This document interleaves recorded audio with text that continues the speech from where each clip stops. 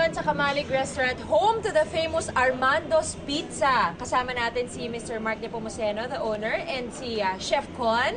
Magandang gabi po. Magandang gabi din po. Sir, we understand na itong Armando's Pizza, meron kayong tinatawag na Pinoy Pizza.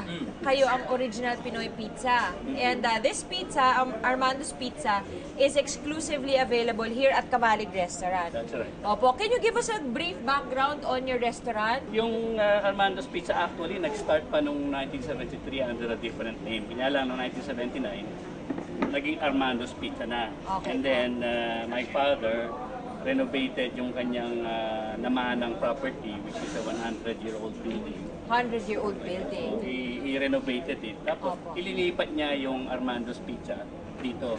Okay. So yung Kamalig Restaurant, yun ang core product bali nung Opo. yun ang core product niya is bali Armando's Pizza. Pizza.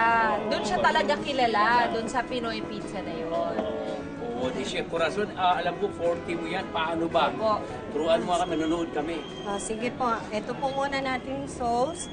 Una, Tomato tomato paste po ito. sauce, sarili Opo. po namin. Okay po. Gawa. They cook for 3 Honey. hours. 3 Opo. hours? Tapos po, i-spread natin dito. Lahat po ng ng crust, malagyan po ng sauce. Opo. Para po lahat sila ma-spread lahat yung sauce niya. Ito na yung cheese. Cheese, I-spread mo na lahat dito. I Sa love side lahat. Cheddar cheese at sisig. Ano po yun? Tsaka yung crust mo, chef, like ito, half-baked na. Oo. Fire-baked na siya. Oo. So, hindi ka talaga Po, magtatapon. tapos na po yung ating Okay na po yan. pizza. Yan na, one One down. down. Down na po. Okay, Ito sige. na po yung sunod na Dois Kapampangan po. Ang tinawag nila. Sunod na. Ay, sorry. Dois Kapampangan. Ano naman po Dois yun? Kapampangan. Doi is named after my father. Siya nag-invento nito, ang pangalan niya, Armando. Opo. So Doi, itong original first na inimbento niyang native pizza. Opo. Kapampangan Ito ang pizza. unang-una po. Unang-una. Yung sunod po, cheese din. Onions. Spread natin din po sa side. Excited ako dyan, chef, kasi maalat tsaka matamis. Longganisa, matamis. Po, itong First, longganisa. ano yan? Pickles. Ano, May pickles. kiliti ng pickles. Yan. So, nakadalawa na tayo. Naka-spread na po Sisig siya. pizza and ang Sige. ating salted Ano pa? eggs with longganisa. Sige, ma'am, ako nga po maglagay. Tsura pa lang, hindi pa Pa-experience. sinasalang. Parang gusto ko nang kainin, ha? Sarap Si Mark, ang ganda, ha? Siya yung tinapa, Tinapa. flavor. Ano po yung cheese niyan? White cheese. Yung Kesong puti. Isang puti, pang ibabaw na naman, hindi magilalim. Yan yung homemade yun. Kaya namin nagpapadry Dried niya. tomato po. Ayun. Yan. Okay, so this goes into the brick oven for a good 5 minutes. Tapos pagbalik natin, Kainin namin. Luto na.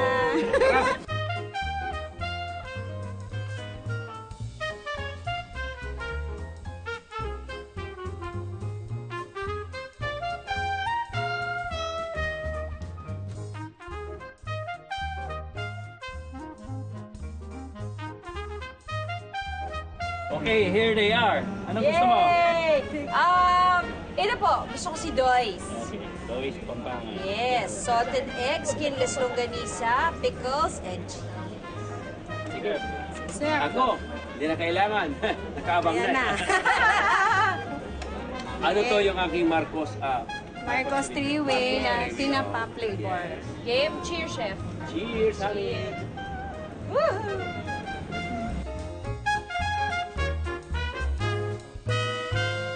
Nako, worldwide, you'll love this. Ang sarap kasi very distinct yung flavors niya. Maalat, gusto rin maalat, salted egg. Matamis, matamis talaga yung skinless longganisa. Tapos meron kang pangkiliti na pickles para maasim ng konti. Sir, itong sikreto ko masasabi ko sa iyo. 5 months from now, 1 year. Don Mark.